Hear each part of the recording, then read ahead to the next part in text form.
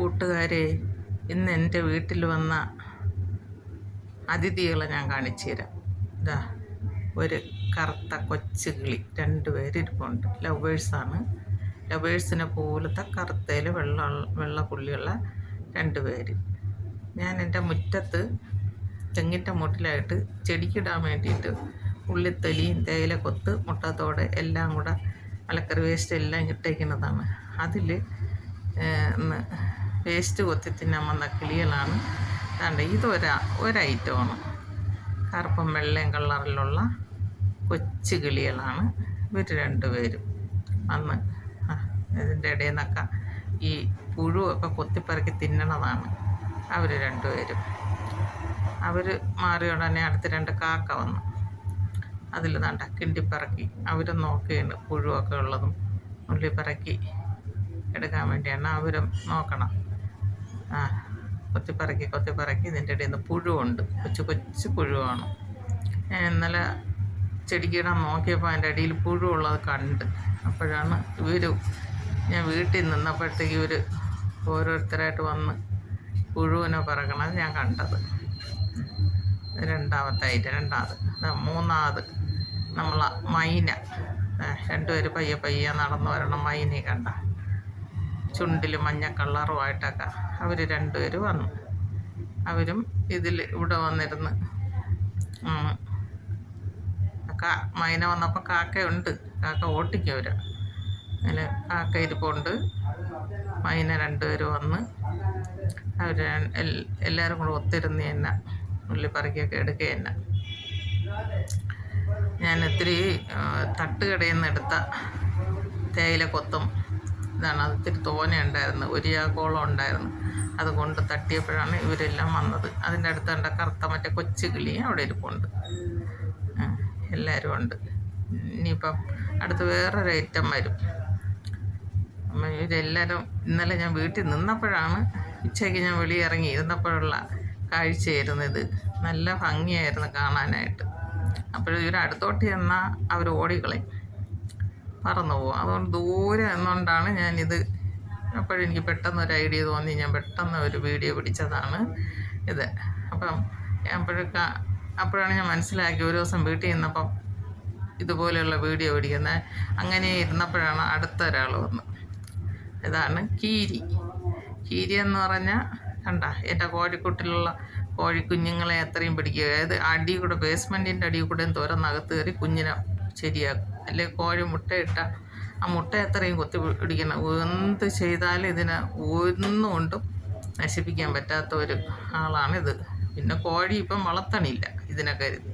കണ്ട അതിങ്ങോട്ട് വന്ന് തോണ്ടിപ്പറക്കി തിന്നണം. നമ്മളെങ്ങനെയൊക്കെ കോഴിക്കുട്ടിയിൽ അടച്ചു വെച്ചാലും ഒരിടത്തോടെ അല്ലെങ്കിൽ വേറൊരിടത്തൂടെ തുറന്ന് അകത്ത് കയറണം. അതിനകത്ത് ചീച്ചെടുക്കണത് കാണണം.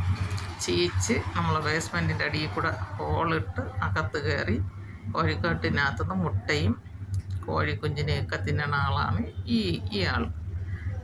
അതും അനങ്ങാതെ വന്നാണ് ഇത് തുറക്കണതാണ്. കണ്ട അതിൻ്റെ അടിയിൽ നിന്നുള്ള തെങ്ങിൻ്റെ മൂട്ടി കിടക്കണേന്ന് തോണ്ടിയെടുക്കുകയാണ്. അടിയിൽ നിന്നൊക്കെ ഇരയും പുഴുവൊക്കെ തോണ്ടിയെടുക്കുന്ന ആളാണ് ഇത്. ഇതൊന്നും ആൾ ചില്ലറക്കാരനല്ല. ഈ കീരി എന്ന് പറഞ്ഞാൽ ആളിൻ്റെ അനക്കം തട്ടിയ ഓടിക്കളയും. അങ്ങനത്തെ ഒരാൾ. നമുക്ക് മിന്നായം പോലെയാണ് ഇത് പോണത്. നമുക്ക് കണ്ടുപിടിക്കാനും ഒക്കില്ല, ഒന്നും ചെയ്യാനും ഒക്കില്ല, ഒരു എറിവ് പോലും കൊടുക്കാനും ഒക്കില്ല. അങ്ങനത്തെ ഒരാളാണ് ഈ കീരി. കണ്ട 4 വശത്തോട്ടും നോക്കിയിട്ട് വീണ്ടും അപ്പുറം ഒക്കെ നോക്കാനൊക്കെ തട്ടുമ്പോഴും നോക്കിയിട്ടാണ് വീണ്ടും തോണ്ടിയെടുക്കണതാണ്. ഇതിൻ്റെ ഇടയിൽ നിന്ന് പുഴുവും ഇരയും ഒക്കെ ചീച്ചെടുക്കണതാണ്. അനക്കം തട്ടിയ ഓടിക്കളയും. നോക്കുകയാണ്. ചുറ്റിനും നോക്കുകയും ചെയ്യും. ഉച്ച നേരത്തായിരുന്നു. ആ വെയിലുള്ളതുകൊണ്ടാണ് ഒരു നിഴൽ പോലെ കാണുന്നത്. ചീച്ചെടുക്കുകയാണ്. ആളൊരു വില്ലനാണ്. അങ്ങനെ അങ്ങോട്ട് കയറിയൊക്കെ അങ്ങോട്ടും കയറിയാണ് ചീച്ചെടുക്കുകയാണ് ചെയ്യണത്. അനക്കം തട്ടപ്പം ഓടിക്കളഞ്ഞു. അതാണ് കീരി. ഇത് എല്ലാം കണ്ടുകൊണ്ട് അടുത്ത വീട്ടിലൊരു പൂച്ചയാണ്. അങ്ങനെ മുറ്റത്തിരിക്കുകയാണ്. അതങ്ങോട്ട് ഇതെല്ലാം കണ്ട് അങ്ങനെ ഇരിക്കുകയാണ്. എൻ്റെ ഈ വീഡിയോ എല്ലാവർക്കും ഇഷ്ടമായെങ്കിൽ ലൈക്ക് ചെയ്യണം, ഷെയർ ചെയ്യണം, സബ്സ്ക്രൈബ് ചെയ്യണം, എന്നെ പ്രോത്സാഹിപ്പിക്കണം. അപ്പം അതെല്ലാം കണ്ടിട്ട് അയാളോടൊന്ന് എഴിച്ച്.